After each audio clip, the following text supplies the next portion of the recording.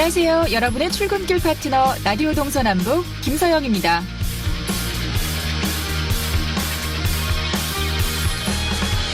어제는 2020학년도 대학 수학능력 시험일이었습니다. 시험을 마친 수험생들 오늘부터 해방이죠. 하지만 아직 대입 일정은 끝나지 않았습니다. 원하는 대학에 합격 통보를 받는 그날까지 또 달려야 합니다. 남은 일정을 간략하게 정리해봤는데요.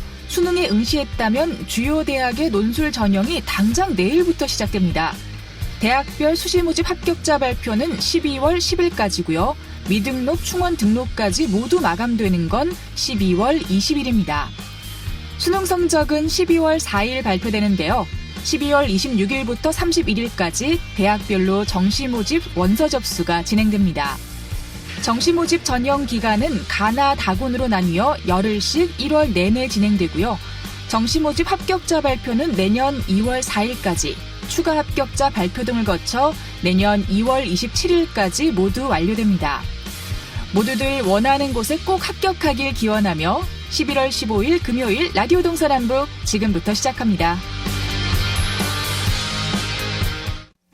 네, 라디오 동서남북 오늘도 아침 신문으로 시작합니다. 강원일보 이하늘 기자와 전화로 연결돼 있습니다. 안녕하십니까? 네, 안녕하세요. 네, 첫 번째 소식으로 수능 난이도를 좀 들어보려고 하는데요. 지난해와 비교해서 좀 어떤 수준이었나요?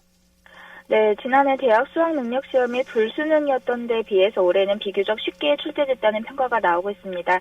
세부적으로 보면은 국어와 영어는 다소 쉬웠던 반면에 수학 영역에서 변별력 있는 문제들이 출제돼 중상위권 학생들의 체감 난이도가 높아지면서 당락을 좌우할 수 있는 변수가 될 전망입니다.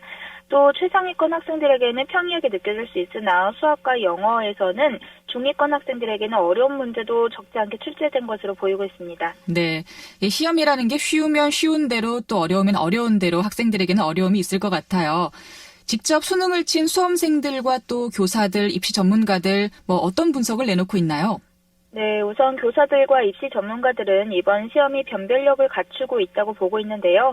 물론 올해 수능이 전반적으로 지난해 수능에 비해서 비교적 쉽지만 까다로운 문제들이 덜어 나왔다라는 이유에서입니다.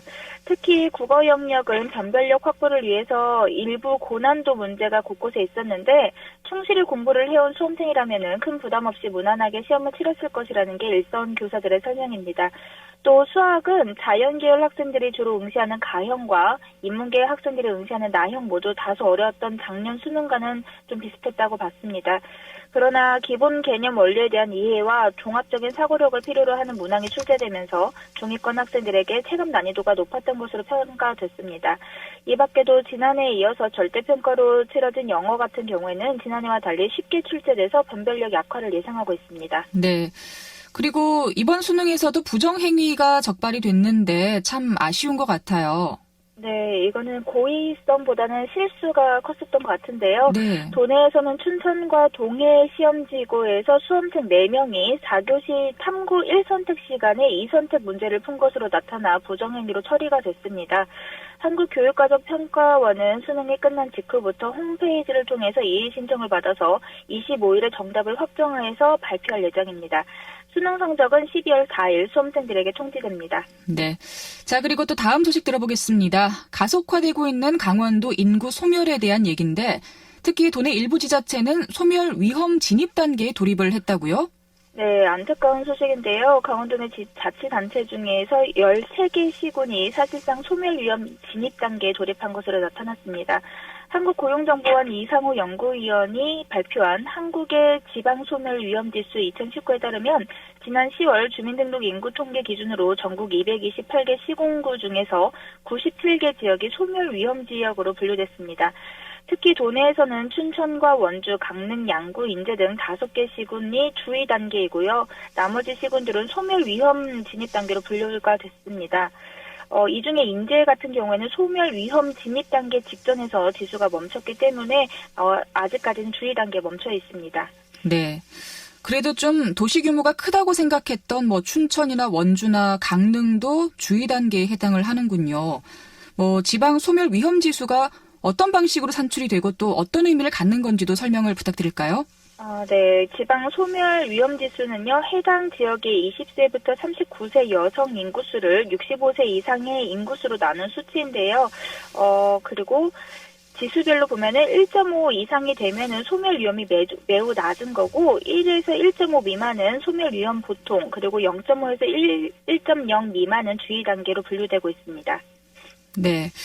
지금 더 큰 문제가 이런 인구 소멸 위험이 전국적인 현상이라는 점인데요. 전국적으로 보면 좀 어떤가요? 네, 전국적으로 보게 되면은 소멸 위험 단계 자치단체는 2013년 75개에서 지난해 89개로 5년 동안 연평균 2.8개씩 늘어났는데, 올 들어서는 1년 만에 8개로 급증했습니다. 광역시도별로 보면은 강원도는 소멸 위험 지수가 0.54로 주의 단계에 해당되고 있는데요. 특히 전남 0.4, 그리고 경북 0.5, 전북이 0.53에 이어서 네 번째로 위험 지수가 낮았습니다.